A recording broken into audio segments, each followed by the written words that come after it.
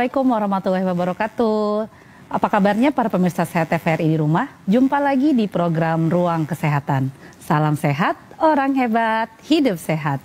Masih bersama saya Dr. Cila dan juga topik-topik kesehatan tertentu yang akan kita bahas secara ringan dan menarik sehingga mudah dipahami para pemirsa Sehat TVRI di rumah. Nah, untuk tema kali ini kita akan membahas terkait mengenal penyakit tiroid.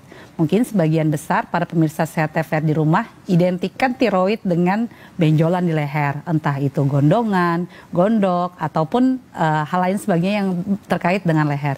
Namun, untuk pembahasan lebih lanjut terkait tiroid ini, kita akan menggandeng narasumber yang sudah ahli di bidangnya.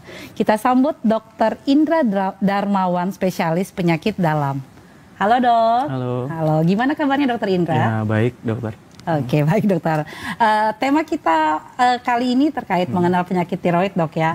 Apakah memang banyak dok kasus-kasus tentang penyakit tiroid ini di praktek dokter? Ya, jadi kalau terkait dengan penyakit tiroid sendiri memang sedikit banyak memang kita sering temuin ya.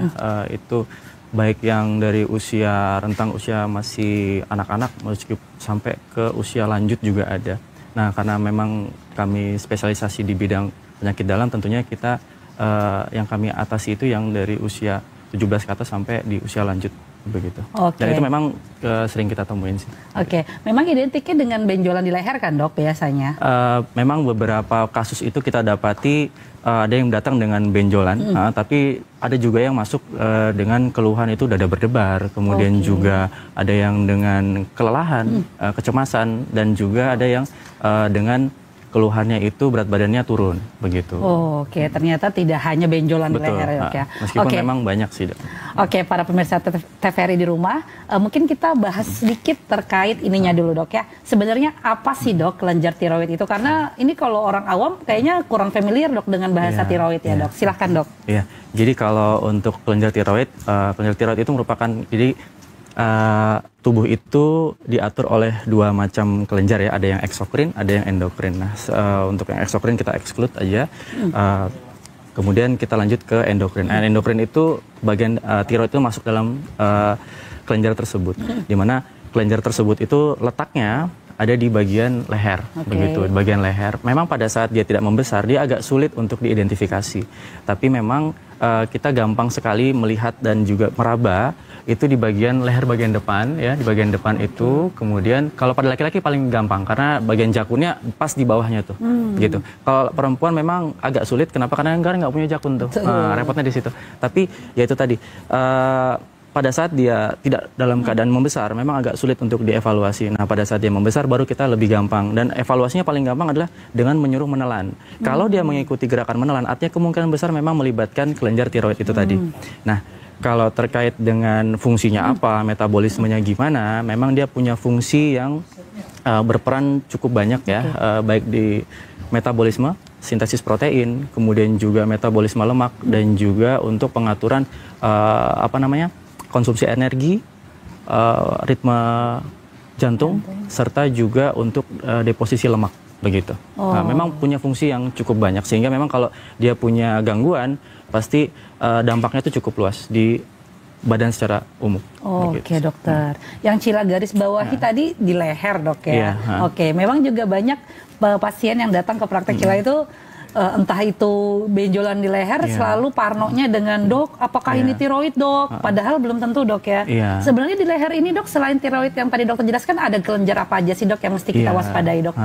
Jadi memang kadang itu pasien masuk dengan keluhan itu ada benjolan nih. Nah, tapi benjolan itu yang kita perlu dievaluasi lebih lanjut. Apakah ini betul kelenjar tiroid atau mungkin kelenjar getah bening yang lainnya, gitu? Atau mungkin ada masalah-masalah yang lain.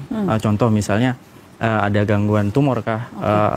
Tumor yang maksudnya terlepas dari kelenjar getah bening itu sendiri, ataupun memang dia ada gangguan struktur yang lain seperti misalnya ada limfoma pada keganasan. Nah, itu yang perlu dievaluasi lebih lanjut, sehingga kalau datang hanya dengan pembesaran kelenjar, pembesaran leher itu memang agak masih bias ya, gitu. Perlu pemeriksaan lebih lanjut supaya bisa lebih spesifik. Nah, nanti pemeriksaan apa, nah itu kita coba evaluasi lagi lebih lanjut. Oke dok.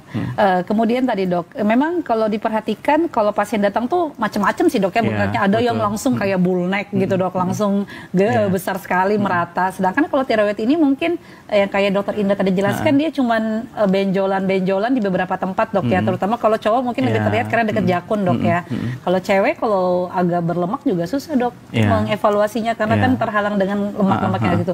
Cuman yang saya mau tanyakan sebenarnya berarti beda dok ya, kelenjar tiroid dan kelenjar getah bening? Ya beda. Jadi kalau untuk struktur kelenjar getah bening itu memang dia di bagian wajah ini cukup banyak ya. Betul. Di bagian depan telinga, kemudian di bagian belakang leher, kemudian juga dia berjalan seiring ini leher ya, leher bagian ke bawah keluar sampai di bagian kita bilang ini tulang belikat ya. Nah kalau untuk tiroid secara spesifik itu memang dia letaknya hanya di bagian depan leher saja. Identifikasinya gimana? Dengan cara paling gampang menelan, begitu. Karena tiroid itu cara identifikasinya dengan cara menelan. Kalau dia mengikuti gerakan menelan, artinya memang kelenjar tiroid itulah yang bermasalah. Beda dengan kalau misalnya dia kelenjar getah bening yang lainnya gitu. Dia akan nempel dan dia biasanya terfiksasi. Terfiksasi itu akhirnya nempel gitu. Meskipun kadang ada yang mobile, tapi dia biasanya bergerombol. Tapi kalau dia tiroid enggak. Dia memang cuma satu itu aja gitu. Di bagian sisi kiri atau luar, sisi kiri atau kanan. Kadang juga disertai dengan pembesaran yang diffuse atau yang keseluruhan, begitu. Oke, siap dok. Tadi dokter Indah menjelaskan dia kelenjar tiroid ini memproduksi banyak-banyak senyawa dok ya terkait tadi regulasi di tubuh. Untuk metabolismenya sendiri dok, apakah zat-zat yang diproduksi kelenjar tiroid ini akan dibuang pada akhirnya atau bagaimana dok? Ya, jadi kalau kita lihat untuk metabolisme tiroid sendiri, memang tiroid itu memproduksi dua macam hormon yang paling penting buat tubuh. Yang pertama itu triodotironin atau T3 dan juga tiroksin atau T4. Nah, yang paling aktif atau bioavailable-nya paling tinggi itu adalah T3-nya tadi. Begitu, itu yang langsung berefek pada organ efektor, contohnya seperti jantung, kemudian juga pada sel-sel lemak, kemudian juga sel pencernaan dan juga yang lainnya. Nah, kalau misalnya ini diproduksi secara berlebihan, inilah yang dikatakan sebagai kondisi hipertiroid, gitu. Nah, sebaliknya pada saat dia kondisinya itu diproduksinya kurang, itulah yang dinamakan kondisi hipotiroid tadi. Kalau dibilang apakah ini akan diresorpsi ulang begitu? Memang ada beberapa bukan studi sih, jadi memang penjelasan ya, memang kalau memang tidak bisa dihabiskan pada saat itu, dia akan diresorpsi ulang dan itu akan memberikan umpan balik atau feedback negatif ke hipotalamus, karena hipotalamus itulah yang akan menstimulasi timbulnya thyroid stimulating hormone gitu, namanya TSH gitu. Makanya paling tinggi itu kita biasanya periksa TSH dulu nih gitu, baru dilanjutkan pemeriksaan T3 dan T4 begitu sih. Jadi memang bertahap sih. Oke, baik dok. Ini mungkin yang familiar nih, bahkan justru T3, T4 sama TSH dok. Ini pasien-pasien kalau tiroid pasti tahu nih dok, T3, T4, TSH. Ini memang patokan untuk pemeriksaan tiroid atau gimana nih dok untuk 3 hormon tadi dok? Bukan hormon dok ya? Iya benar.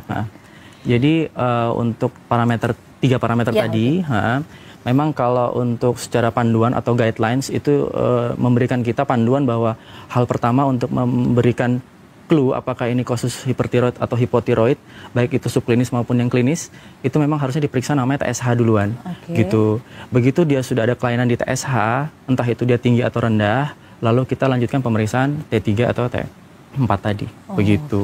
Jadi memang apalagi di era BPJS sekarang ya, itu kan ada beberapa restriksi dan juga perlu pemeriksaan yang bertahap gitu. Jadi nggak bisa kita langsung lakukan pemeriksaan semuanya begitu. Oke dok, tadi TSH thyroid stimulating hormone. Betul. T3 triodotironin, T4 tiroksin. Oke, siap dok. Setelah mengetahui metabolisme normalnya nih dok, jadi sebenarnya gangguan tiroid itu ada berapa jenis sih dok? Ya, jadi kalau kita lihat dan juga coba membaca lagi ya, buat pemirsa sekalian mungkin yang suka baca jurnal dan sebagainya, kita ketahui bersama untuk gangguan tiroid itu ada yang gangguan fungsional, nah gangguan yang berupa gangguan contohnya hiper dan hipotiroid tadi, kemudian juga gangguan struktural, itu yang terkait dengan nodul, pembesaran, entah itu dia kanker dan sebagainya, penyebab yang lain. Yang ketiga ada proses autoimun di situ juga, dan juga bisa juga karena proses inflamasi atau peradangan gitu. Nah makanya itu setelah kita cari tahu yang mana dapat menyebabkan kerusakan atau gangguan tadi, kita bisa pilah-pilah nih. Pilih-pilih, oh ya ini kira-kira gangguannya hanya di fungsi aja nih, fungsional nih, atau misalnya oh ini gangguannya struktural nih, karena setiap gangguan akan memberikan terapi dan juga pencegahan yang berbeda, begitu sih. Oke, berarti tadi umumnya yang kalau kita sering dengar hipertiroid, hipotiroid itu di bagian fungsi tadi dok. Betul, ya. Sedangkan kayak tadi dokter bilang nodul yang bengkak itu maksudnya dok, itu ternyata juga termasuk salah satu gangguan dari tiroid ini dok tiroid ya. Itu sendiri. Oke siap dok. Kira-kira dok penyebab antara gangguan-gangguan ini sama atau beda dok? Iya. Kalau untuk hiper dan hipotiroid sendiri, memang kan itu bisa macam-macam ya. Bisa karena genetik, kemudian juga karena proses usia, bisa juga jenis kelamin, kemudian juga lingkungan, dan juga obat-obatan yang dikonsumsi selama pasien itu sebelum datang ke kita. Oh, begitu. Ada riwayat pemakaian. Iya, riwayat pemakaian obat-obatan sebelumnya, sehingga kalau dari genetik memang ada ada penelitian mengatakan kalau misalnya memang sudah pernah atau keluarganya memang tiroid sebelumnya, dia punya resiko untuk menjadi tiroid gitu. Kemudian lanjut dengan lingkungan ya, seperti kondisi-kondisi radiasi, itu juga bisa menyebabkan gangguan pada hormon tiroid. Kemudian pada usia, usia itu juga sedikit banyak menyebabkan gangguan. Paling sering sih hipotiroid ya, apalagi pada usia lansia, gitu. Sehingga kondisi-kondisi ini yang sering kadang miss untuk dilakukan treatment pada kondisi-kondisi lansia. Dan biasanya ini kok lemas-lemas aja banget sih ini bapak ibu gitu kan. Ternyata pas diperiksa, ternyata hipotiroid. Kenapa? Karena itu tadi, tiroid itu mengatur basal metabolic rate secara umum. Sehingga kita bisa pahami bersama bahwa gangguan tiroid memang pasti akan mengganggu metabolisme secara umum buat pasien tersebut. Nah, kemudian lanjut lagi dengan gender ya, laki-laki perempuan begitu. Memang ada bukan hipotesis tapi memang sudah menjadi penelitian itu sekitar 2,5 sampai 3 banding 1 buat laki-laki sama perempuan gitu.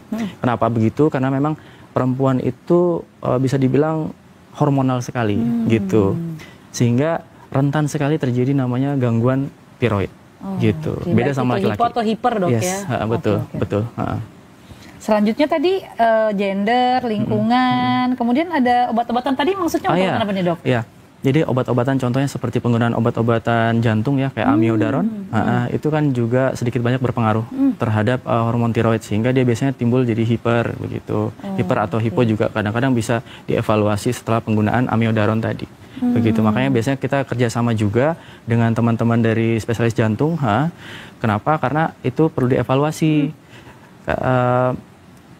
Terkait dengan komplikasi jantung tadi dia menyebabkan thyroid heart disease ya atau THD itu yang sering dikonsultasikan ke kami gitu. Jadi teman-teman dari jantung juga mereka konsultasi, kami pun juga konsultasi gitu terkait dengan evaluasi penanganan pasien tiroid gitu. Karena memang kalau dari kompetensi tiroidnya itu ke internal dok ya. Sedangkan kalau untuk komplikasi ke jantung tadi ya ke dokter jantungnya untuk gangguan jantungnya sendiri gangguan dok jantungnya, ya. Oke, banyak banget ya dokternya ternyata penyebab dari gangguan tiroid ini ya. Saya kira murni mungkin juga pemirsa TVRI di rumah taunya cuman genetik, gender, ternyata memang obat-obatan tertentu juga bisa membuat seperti ini dok ya. Oke, siap dok. Setelah kita tahu nih klasifikasinya, faktor resikonya, sekarang kita beralih ke hipertiroidnya dok ya. Kita langsung ke penyakitnya. Hipertiroid ini kenapa dok bisa menjadi hipertiroid? Apakah tidak ada yang menekan hormon yang diproduksi? Apa bagaimana nih dok mekanismenya? Iya, jadi kalau untuk patofisiologinya sendiri memang hipertiroid itu kan artinya kelebihan hormon ya. Hormon yang diproduksi itu baik T3 atau T4-nya itu berlebihan diproduksi. Entah itu karena proses uptake dari iodin, maksudnya makan yodium dalam jumlah banyak gitu kan, atau juga kesalahan transkrip genetik, bisa juga masalah autoimun, atau juga mungkin bisa jadi ada masalah struktur, contohnya kayak tadi kanker, kemudian ada nodul, struma dan sebagainya tadi, sehingga hal-hal demikian itu merubah kebiasaan dari si hormon tiroid tadi itu sehingga berproduksi lebih banyak. Dan ini yang menimbulkan efek feedback ke atas ke TSH tadi itu berkurang. Karena di atas itu nganggapnya ini masih banyak terus, di bawahnya masih banyak nih, berproduksi banyak, gitu. Jadi TSH-nya itu kesannya turun, tapi T3 T4-nya itu banyak. Yang beredar di dalam darah, yang ke efektor itu baik ke jantung dan sebagainya tadi itu kesannya banyak. Nah itulah yang menimbulkan gejala tadi, gejala seperti kecemasan, kemudian juga berat badannya turun meskipun makannya banyak, kemudian juga keringetan, sering kepanasan. Kemudian juga kadang ada yang kelelahan ya, mengeluh kelelahan, tapi lebih jarang sih dibandingkan dengan yang hipo begitu sih. Oke. Ini yang hipertiroid ini yang kalau matanya keluar itu hiper atau hipo? Ya, jadi gini, kadang itu kalau yang oftalmus tadi yang matanya gede tadi itu sering diasosiasikan sebagai hipertiroid. Sementara itu bukan. Nah, jadi hipertiroid itu memang kondisi di mana hormon tiroid itu berlebihan. Beda dengan kondisi Graves disease. Nah, ini baru lagi nih. Kalau Graves disease itu bagian dari kondisi hipertiroid. Gitu beda. Tapi apakah hipertiroid itu udah pasti Graves disease? Belum tentu. Tapi Graves disease udah pasti hipertiroid, begitu. Sehingga hal demikian itu perlu dipilah-pilih dan memang penyebabnya beda-beda. Kalau hipertiroid itu spektrumnya terlalu luas, gitu penyebabnya. Tapi kalau Graves disease udah jelas pasti autoimun, gitu. Makanya sering jadi THD, yang thyroid heart disease, kemudian exophthalmos, kemudian juga myxedem, pretibial, itu kasus-kasusnya itu pada kondisi-kondisi autoimun, begitu. Oke, siap dok. Karena memang salah satu yang mungkin pemirsa Sehat TVRI dikenali itu dok, hipertiroid itu salah satunya matanya. Ya, matanya gede. Ya, bukan banyak matanya keluar ya, matanya kalau dibandingkan dengan rangka wajah, dia matanya agak menonjol keluar. Itu yang salah satu digarisbawahi bahwa takutnya tiroid, tapi ternyata bukan ke hipertiroidnya ya dok, tapi bisa saja ke Graves disease tadi yang betul. Oke, siap dokter. Kemudian selain tadi dok, saya garis bawahi berkeringat, kemudian sering deg-degan ya dok ya, sering. Kalau yang bergetar itu tremor, itu tremor juga ya. Ya jadi khasnya tuh bergetar saat istirahat dok ya. Jadi mungkin para pemirsa Sehat TV di rumah yang kadang-kadang bingung nih, kenapa nih tangan saya nggak ada angin, nggak ada hujan, tiba-tiba bergetar aja. Nah itu mungkin bisa diperiksakan terkait kadar tiroidnya dok ya, salah satunya mungkin dok ya. Kemudian juga tadi ada yang sering keringetan. Nah itu juga dok, banyak juga pasien yang datang dengan keluhan seperti itu kan dok ya. Paling sering memang yang kita dapat itu berdebar ya, pasti berdebar dadanya, terus banyak makan tapi berat badannya turun. Nah itu kan nggak masuk akal ya, harusnya kan dia harusnya naik kalau gitu. Badannya naik karena banyak makan. Ini nggak ya dok ya? Oh ini berkebalikan dok ya? Berkebalikan dengan hipo, gitu. Karena kan memang tiroid ini memang luas ya gitu. Betul. Jadi harus dipisah satu-satu supaya pemirsa juga bisa paham benar begitu apa dok. Kalau di kedokteran 3 semester untuk tiroid sendiri. Gitu. Oke dokter. Kemudian dokter tadi untuk pemeriksaannya untuk hipertiroid dulu dok. Ini memang lab doang atau ada pemeriksaan khusus dok? Iya. Jadi kalau untuk kondisi hipertiroid sendiri memang cukup dengan laboratorium ya, kita bisa lakukan pemeriksaan, kemudian misalnya nih disertai dengan kelainan struktur, biasanya dilanjutkan dengan pemeriksaan USG tiroid, ataupun juga dengan scintigraphy CT scan, begitu untuk mengidentifikasi apakah ini pembesarannya ini hanya bersifat hipertiroid saja, atau mungkin ada hal-hal yang lain, contohnya jangan sampai ke arah keganasan, begitu. Oke, siap dokter Indra, ini pembahasannya makin menarik, makin rumit kayaknya dok ya. Oke, saya jeda iklan sebentar dulu nih dok. Oke, para pemirsa Sehat TV di rumah, kita jeda iklan sebentar dulu. Jangan kemana-mana, tetap di program Ruang Kesehatan. Salam sehat, orang hebat, hidup sehat.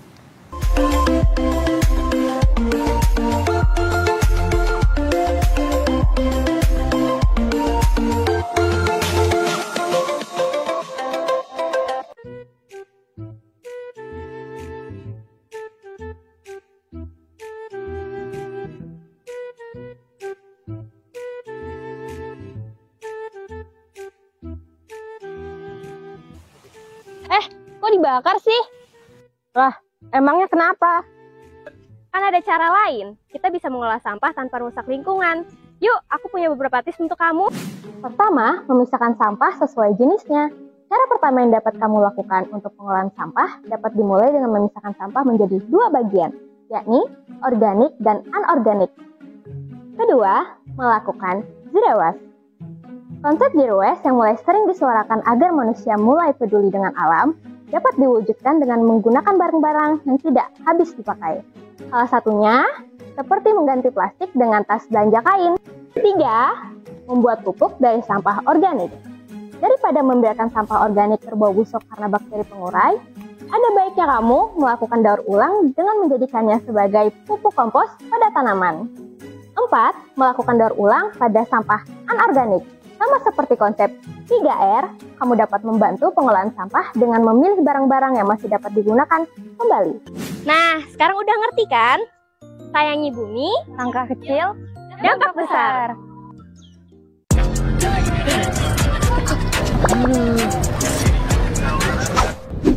Hei, tinggal nunggu. Lah, kok aku mancing di sini ya? Nonton dulu Nah, recommended ini. Kenapa itu? Kenapa? Coba kami. Nonton apa? Drama, kartun. Sudah biasa.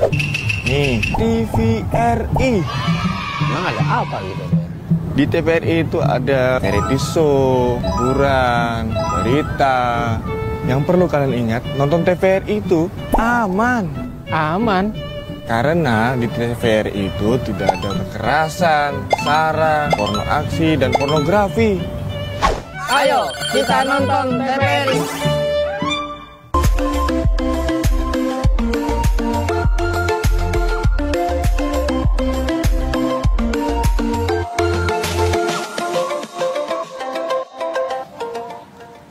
Oke pemirsa Sehat TVRI di rumah, kembali lagi di program Ruang Kesehatan. Salam sehat, orang hebat, hidup sehat. Masih bersama saya Dr. Cila dan juga narasumber kita Dr. Indra Darmawan, spesialis penyakit dalam bahasan tema mengenal penyakit tiroid. Oke Dr. Indra, tadi udah kita panjang lebar bahas terkait definisi segala macam. Tadi sempat kita sudah membahas terkait hipertiroid dok ya. Cuman tadi hipotiroid yang belum. Oke, ini perbedaannya hipertiroid sendiri dan hipotiroid itu apa dok? Kalau secara garis besar ya, itu cuman dibalik aja sih. Kayak tadi itu saya bilang satunya deg-degan, satunya enggak gitu. Terus yang satunya berat badannya itu cenderung turun, yang hipo itu cenderung naik gitu.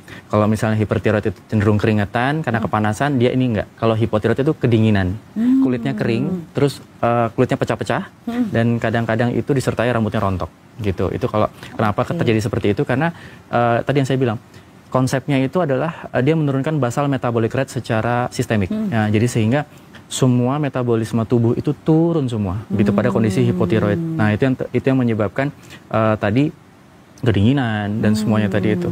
Dia jantungnya jadi mudah lelah dan sebagainya. Dibanding sama hipertiroid tadi. Pokoknya dia cuma kebalikan aja sih. Tapi penegakan diagnosisnya tadi harus berdasarkan laboratorium pemeriksaan hormonal begitu. Yang TSH, FT4, T3, T4 tadi. Oke dok. Berarti ini mungkin bahasa mudahnya kali dok ya. Kalau hipertiroid mungkin dia tubuhnya itu metabolismenya terlalu tinggi dok ya. Betul. Jadi kayak orang jogging tapi dia biasa aja. Makanya heart rate-nya meningkat, denyut jantungnya meningkat, sering keringetan, kemudian deg-degan, berdebar. Nah, itu kalau yang hiper dok ya. Kebalikannya yang hipo. Mungkin dia sebenarnya kayak hibernasi gitu, metabolismenya karena turun sekali. Jadi kulitnya pecah-pecah, kedinginan dok ya, dan mungkin lemes kali dok ya. Sering lemas, nggak jelas gitu. Bukan karena padahal dia udah makan nih, tapi kok lemes bawaannya. Nah, itu mungkin salah satu indikasi dari hipo dok. Iya, dan itu yang paling sering kita temukan pada ini ya, pasien-pasien usia lanjut. Kok ini Akung atau Uti kok suka tiduran gitu. Mbahnya kok suka tiduran gitu. Masalahnya apa? Nanti pas coba di screening, hasil darahnya bagus aja gitu, metaboliknya masih cukup bagus. Ini masalahnya apa? Pas diperiksa tiroid barulah ketahuan di situ. Memang seiring waktu penyakit degeneratif itu sangat mempengaruhi hormon tiroid gitu, sehingga yang sering ditemukan adalah kondisi-kondisi hipotiroid tadi gitu. Oke, siap. Jadi kita juga harus bedain ya dok ya. Ini Akung sama Uti tadi memang ngantuk, memang sering tidur lemes atau karena hipotiroidnya tadi dok ya. Oke, siap. Agak susah bedainnya dok. Karena kebanyakan pasien geriatri ya lemes-lemes tidur. Pasti semuanya lemes. Oke. Siap dokter. Kemudian dok, tadi untuk penegakan diagnosis melalui pemeriksaan lab. Untuk awamnya deh dok, membedakan hipertiroid sama hipotiroid itu bagaimana dok dengan kadar-kadar tadi dok? Baik, kalau untuk pemeriksaan laboratorium ya sebenarnya yang perlu diperiksakan adalah TSH tadi, TSH yang paling awal dulu. TSH begitu kita sudah tahu screening TSH, dia jumlahnya kurang dari 0,05. Untuk yang hiper itu bisa langsung dikatakan oh ya ini kondisinya hipertiroid gitu. Apakah dia klinis atau enggak kita lihat lagi keluhannya gitu. Jadi jangan langsung buru-buru oh ya ini langsung hipertiroid nih gitu. Karena nanti ada pembagiannya. Apakah ini hipertiroid klinis atau subklinis? Nah, kalau yang subklinis biasanya itu T3 T4-nya masih cukup normal. Tapi TSH-nya udah turun gitu. Nah, kalau itu yang subklinis. Tapi kalau misalnya dia sudah tinggi dan juga TSH-nya turun jauh, dikurang dari 0,05, artinya itu memang kondisi hipertiroid klinis begitu. Nah, dibanding kalau dengan hipotiroid tadi, hipotiroid itu biasanya kita temukan itu TSH-nya di atas 4 atau di atas 5 lah begitu. Ada beberapa studi yang bilang kalau untuk pada ibu hamil itu biasanya baru diberi substitusi hormon pada angka 10-an kalau nggak salah gitu. Tapi biasanya sih kita lihat dulu klinisnya gimana. Kalau misalnya memang dia sudah di atas 5, terus T3 T4-nya juga sudah turun jauh, artinya memang dia cenderung sudah klinis nih, bukan subklinis lagi. Karena ada beberapa yang kita temukan T3 T4-nya masih normal, tapi TSH-nya sudah cenderung meningkat gitu. Meningkatnya ini di atas 5 ya. Nah, di atas 5 gitu. Itu bisa dikatakan hormon tiroidnya kurang gitu atau hipotiroid kondisi tadi. Oke, Dok. Berarti tadi kalau darahnya tadi TSH-nya meningkat itu hipo dok ya? Hiper. Meningkat ya. TSH meningkat hipo, TSH menurun hiper. Betul. Tapi kalau misalnya enak juga ya kalau BPJS kita bisa sudah TSH duluan karena kalau T3 T4 di luar normal bingung dong. Iya benar menentukan dok ya. Berarti tadi kebalikan ya kalau bahasa definisinya hiper itu kan adalah lebih tinggi tapi ternyata TSH-nya cenderung turun. Dibandingkan dengan hipo tadi TSH-nya cenderung tinggi dok ya. Oke, biasanya gitu aja sih dok yang dok ini TSH saya tinggi pastinya paham banget. Oke dokter. Kalau sudah tegak nih dok tadi ada diagnosis klinis dan subklinis. Itu apakah langsung tidak membutuhkan pemeriksaan lain dok untuk komplikasi-komplikasi lainnya dok? Iya, biasanya yang kita lakukan itu rekam jantung ya, paling gampang rekam jantung, kemudian juga pemeriksaan heart rate berkala, karena kita juga biasanya yang kita awasi itu jangan sampai ini menyebabkan komplikasi contohnya seperti aritmia, kemudian juga gagal jantung yang tidak terdeteksi sebelumnya atau hipertensi. Nah kemudian juga dilakukan pemeriksaan juga kadar profil lipid gitu. Kenapa profil lemak itu perlu? Karena pada kondisi hipotiroid biasanya itu terjadi deposisi lemak yang berlebihan karena terjadi slow respon dari basal metabolic rate tadi gitu. Nah, karena kan beda sama yang hiper tadi. Kalau hiper tuh dia pakai terus tuh. Sementara kalau dia hipo nggak, dia cenderung tidur, cenderung lemas. Jadi makan apapun bakal jadi lemak, bakal jadi deposit lemak. Sehingga profil lipid itu perlu dilakukan pemeriksaan.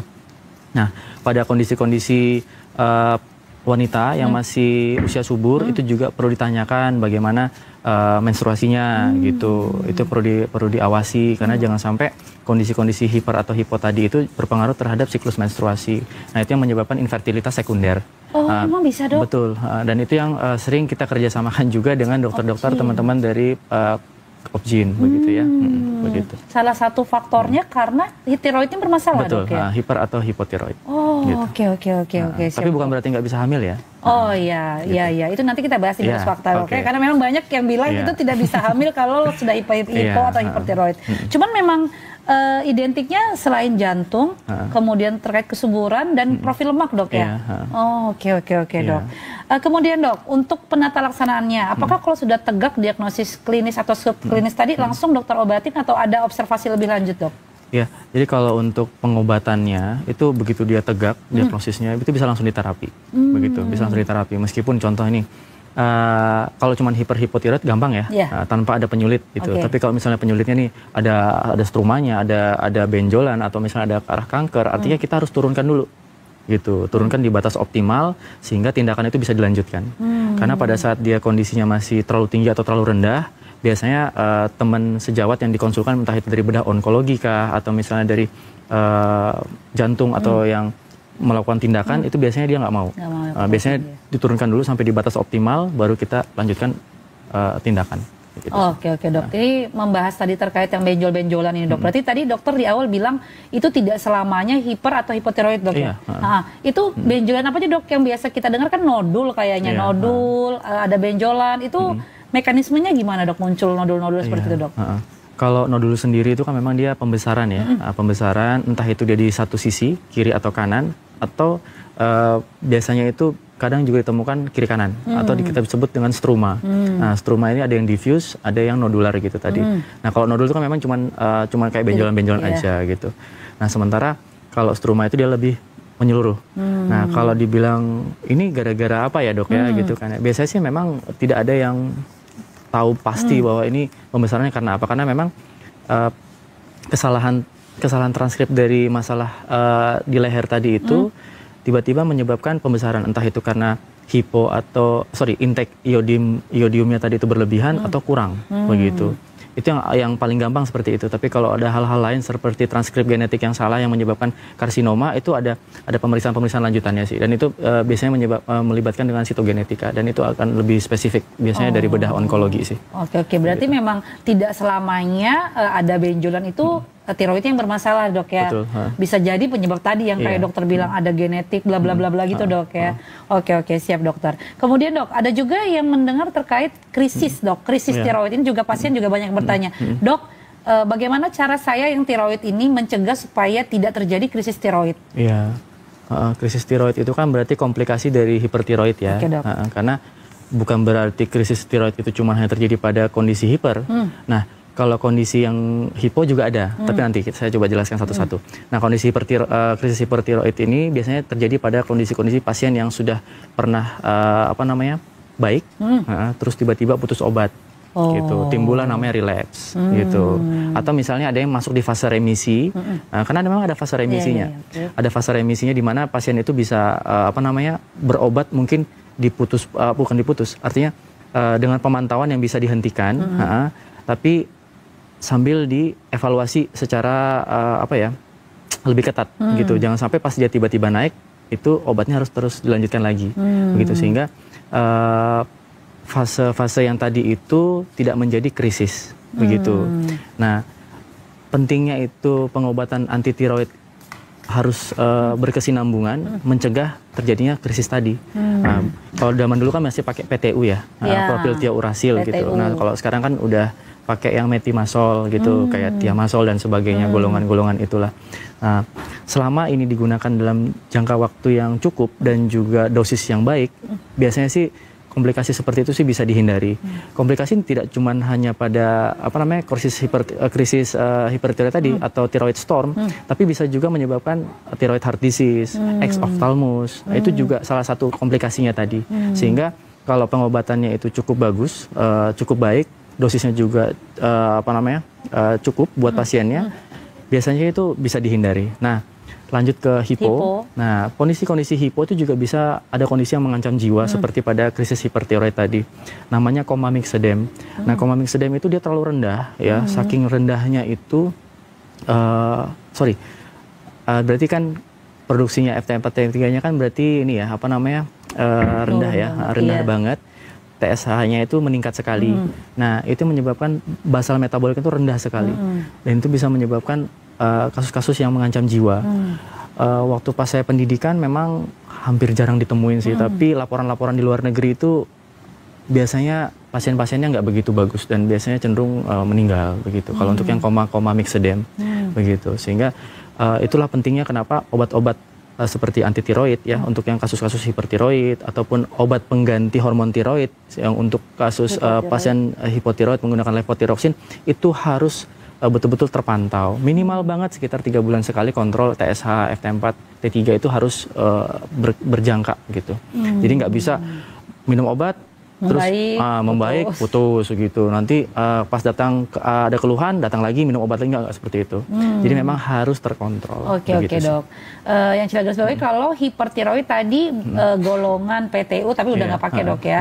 Satunya lagi? Sorry, bukan nggak dipakai. Oh, maksudnya tidak tetap dipakai. Iya. Cuman gini, teman-teman yang di daerah ya, teman-teman dokter umum yang di mungkin di pedalaman itu kan memang jarang ya kita temui yang metimazol begitu, thiamazol. Jadi sehingga yang ada aja ya, adanya PTU ya PTU lah, tapi nggak ada masalah. Itu tidak mengubah treatment, hanya saja memang yang direkomendasikan saat ini ya memang metimazol tadi, meskipun PTU juga masih masuk kalau memang barang itu tidak ada. Oke.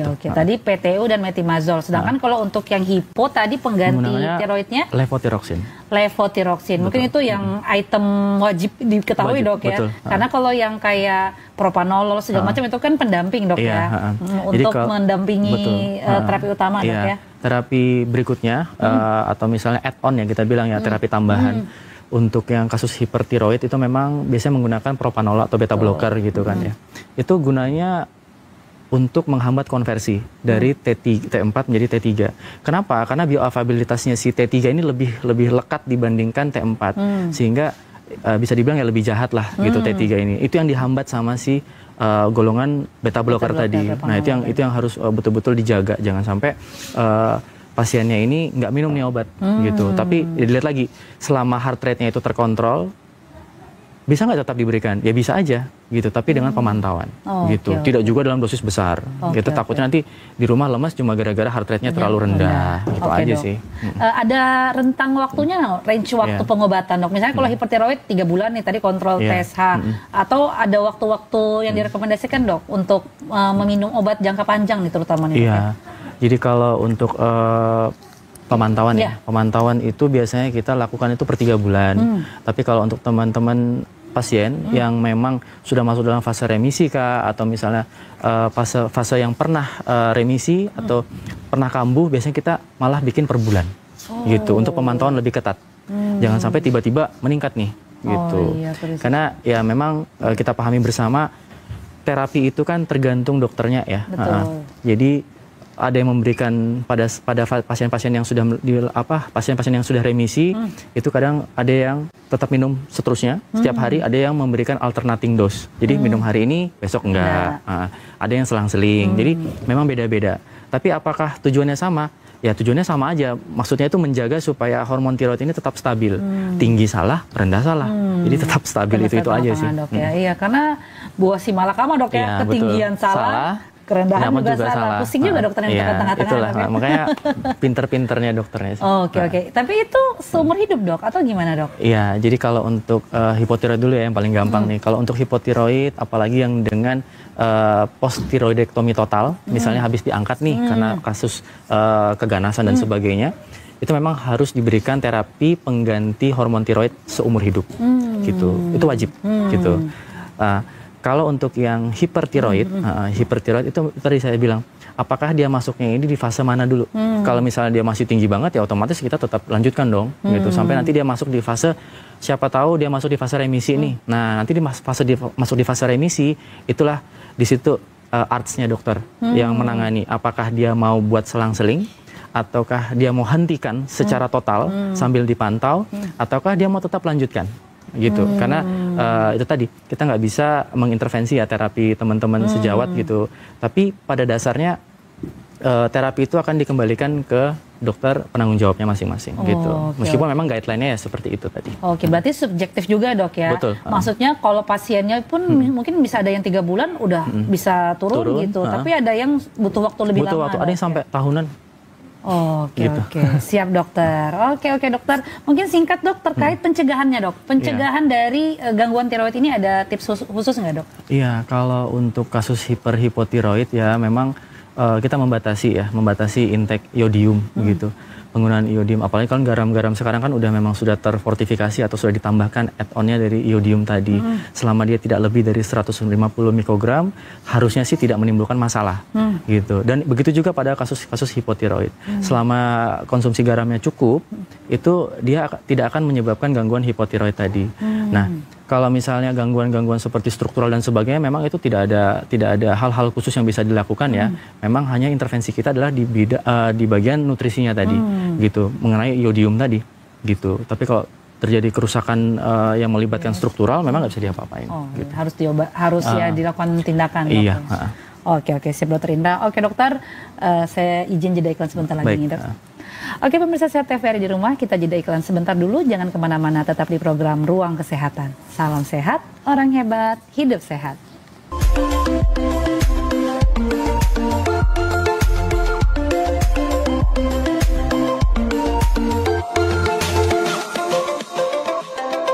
Kenapa tayangan TV sekarang begini?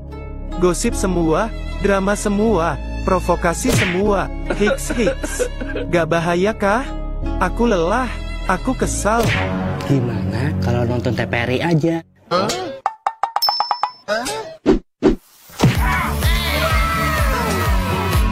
Tayangan di TVRI itu menjunjung tinggi moral bangsa loh. Wah, bagus ini.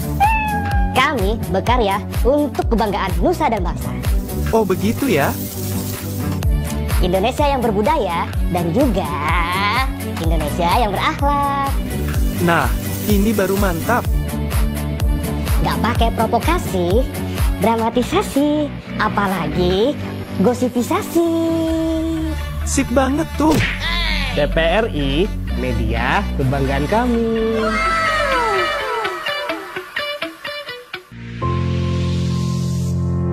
Sebuah persembahan dari bumi Borneo.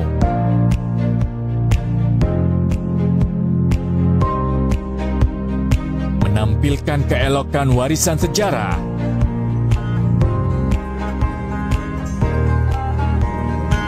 Mahakarya budaya tradisional bersatu padu dengan budaya modern.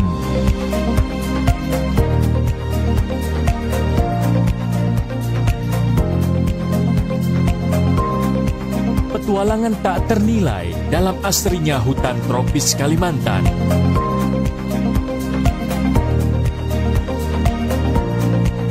Berpadu debur ombak menyisir di atas pasir nan lembut.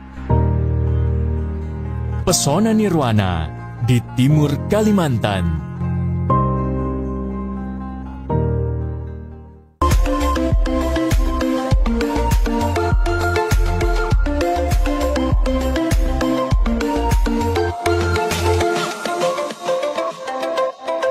Oke pemirsa Sehat TVRI di rumah, kembali lagi di program Ruang Kesehatan. Salam sehat, orang hebat, hidup sehat. Masih bersama saya Dr. Cila dan juga narasumber kita Dr. Indra Darmawan, spesialis penyakit dalam bahasan topik mengenal penyakit tiroid. Oke dokter, kita udah panjang lebar nih bahas di sesi 1, sesi 2. Cuman mungkin ini agak ada pertanyaan titipan ini dok, terkait apakah pengobatan dari hipo atau hipertiroid ini harus hanya obat-obatan saja dok? Iya. Jadi perlu kita pahami bersama ya, jadi konsepnya kalau terapi itu sudah digunakan sekitar 6 bulan, ada yang bilang 6 bulan sampai setahun, tidak ada perubahan, itu dapat dilakukan terapi intervensi lainnya. Contohnya seperti ablasi menggunakan radioiodin yodium 131, ataupun juga bisa dilakukan pengangkatan tiroidektomi total pada kasus-kasus yang hipertiroid gitu, ataupun juga hipotiroid.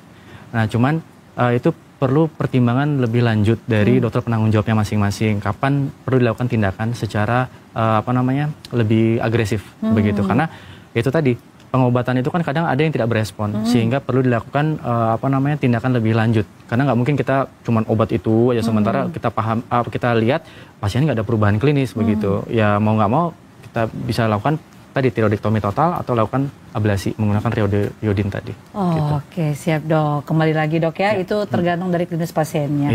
Oke, siap dokter Indra. Untuk sesi ketiga ini dok, kita akan membahas, saya meminta konfirmasi tepatnya kepada dokter Indra terkait pernyataan-pernyataan yang sudah Cila kumpulkan dok, terkait mengenal penyakit tiroid. Oke dok, kita akan bahas dalam sesi mitos atau fakta.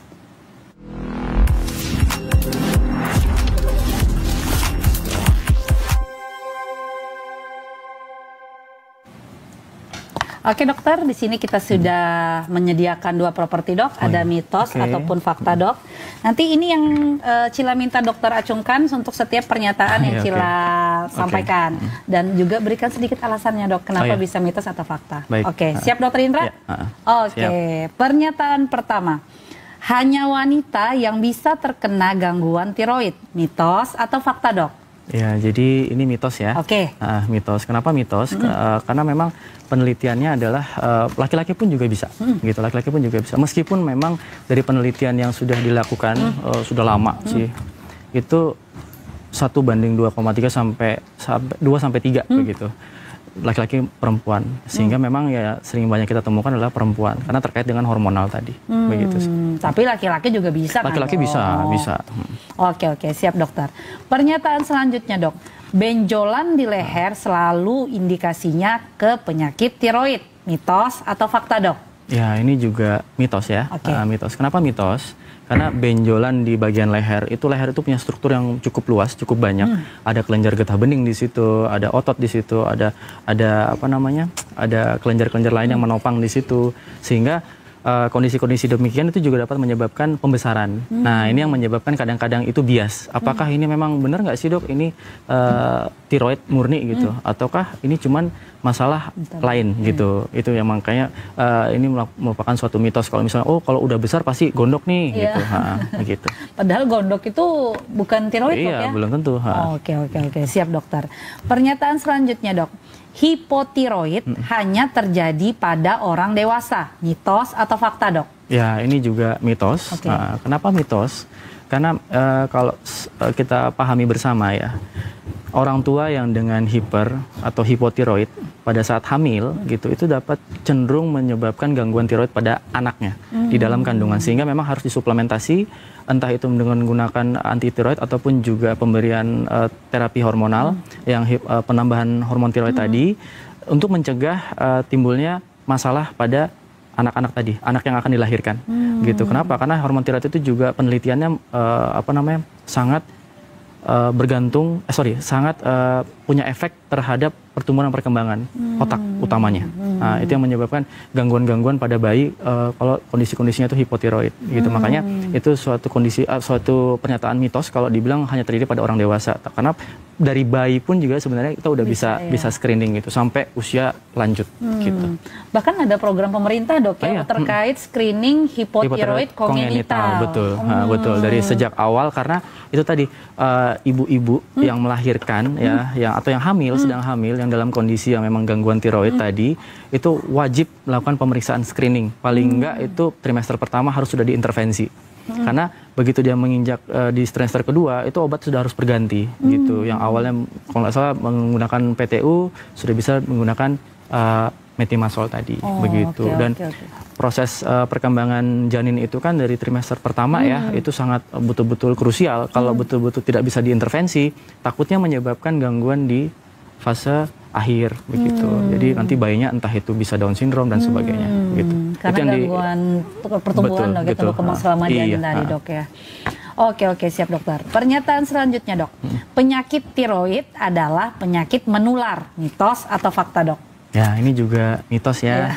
Kenapa mitos? Karena tiroid itu tidak menular ya, tidak dari droplet atau darah, produk apapun itu tuh tidak menyebabkan penularan, karena itu tadi sifatnya adalah entah itu dia genetik atau mungkin karena proses intake yang berlebihan atau kurang, begitu. Bisa juga karena paparan radiasi lingkungan seperti yang tadi saya jelaskan di awal, sehingga kalau dibilang bisa nggak ini menular dari satu pribadi ke pribadi lain, ya enggak, gitu. Tapi apakah dia meningkatkan resiko pada misalnya orang tua yang sebelumnya itu udah dengan tiroid? Iya, gitu. Karena memang genetik itu mempunyai peran menurunkan nurun ya, gitu, ke anak-anak. Bukan karena tinggal serumah terus tiba-tiba menular. Bukan. Oke, ternyata itu mitos ya. Oke, pernyataan selanjutnya dok. Sebagian besar nodul tiroid bersifat jinak, mitos atau fakta dok? Ya.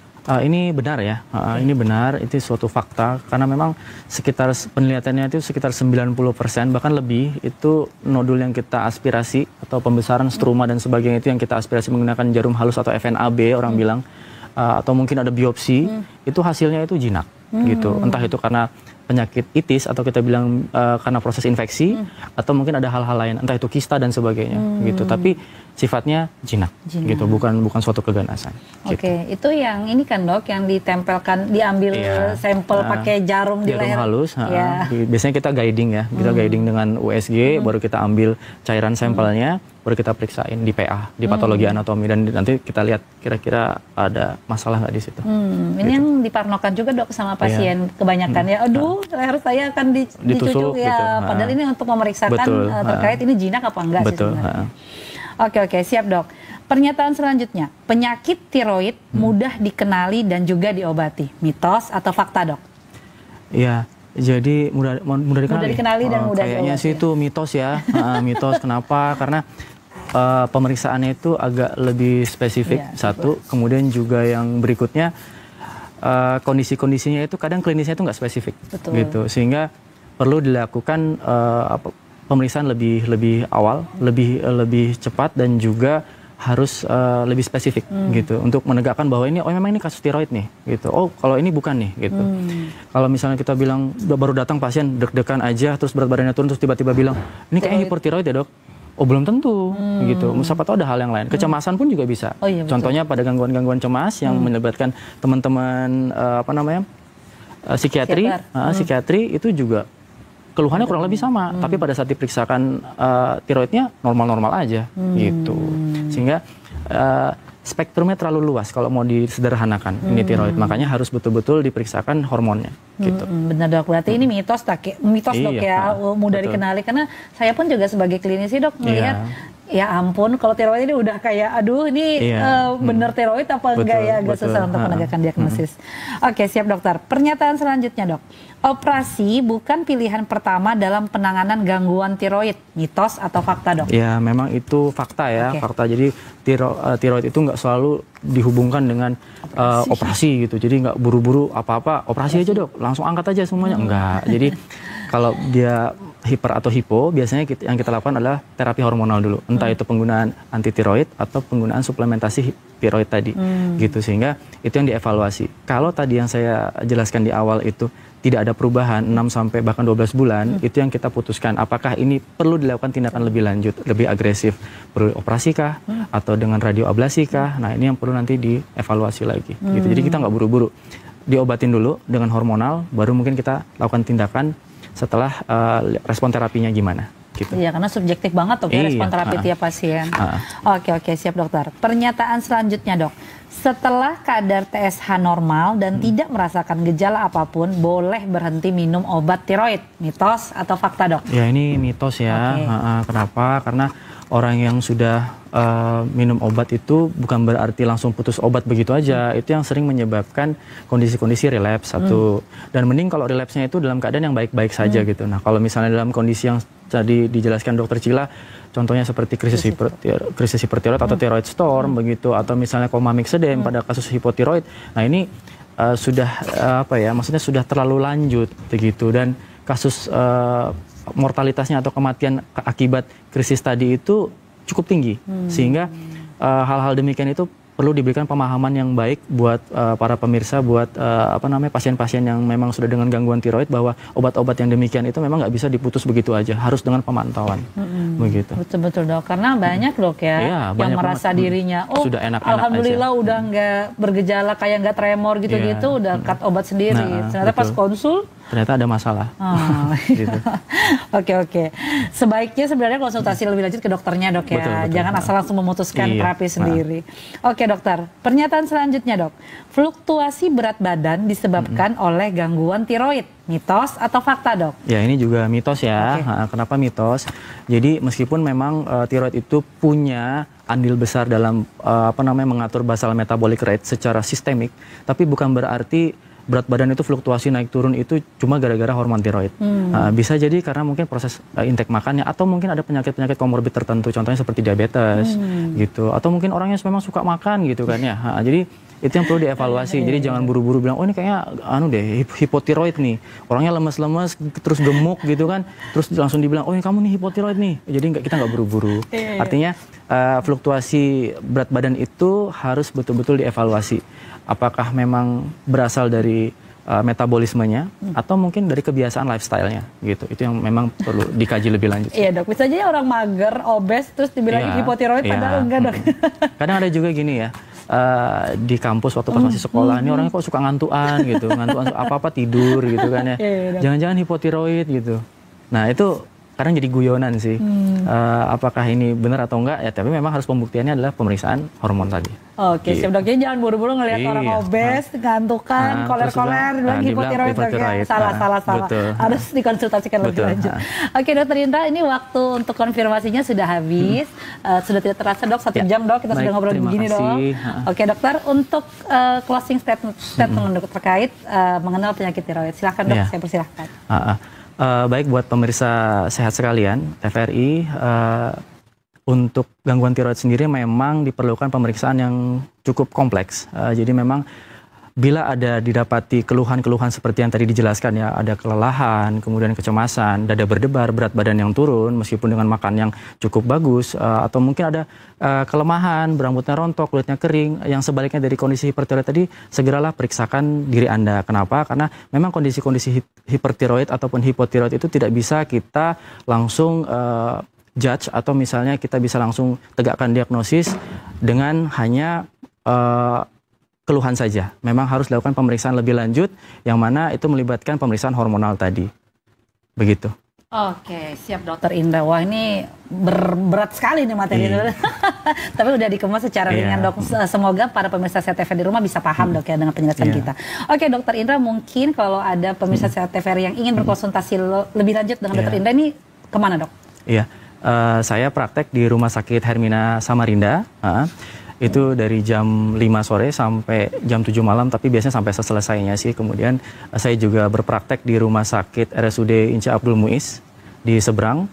Itu biasanya Kamis atau hari Jumat, tapi untuk visitasi biasanya kami setiap hari juga datang. Begitu juga di Hermina, kami juga setiap hari datang untuk pasien-pasien yang dirawat inap. Oke, siap Dokter Indra. Sekali lagi terima kasih banyak. Terima kasih banyak Dokter Cila. Oke, pesan sehat Dokter Cila kali ini adalah marilah kita ber-PHBS, perilaku hidup bersih dan sehat, termasuk berhenti merokok dan hindari alkohol. Kemudian periksakan secara berkala fungsi tiroid, terutama yang memiliki faktor resiko tinggi menderita gangguan tiroid.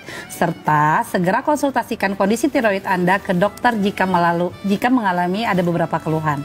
Oke, jangan lupa saksikan terus program Ruang Kesehatan di channel TV kebanggaan kita TVRI. Salam sehat, orang hebat, hidup sehat. Sampai jumpa. Assalamualaikum warahmatullahi wabarakatuh.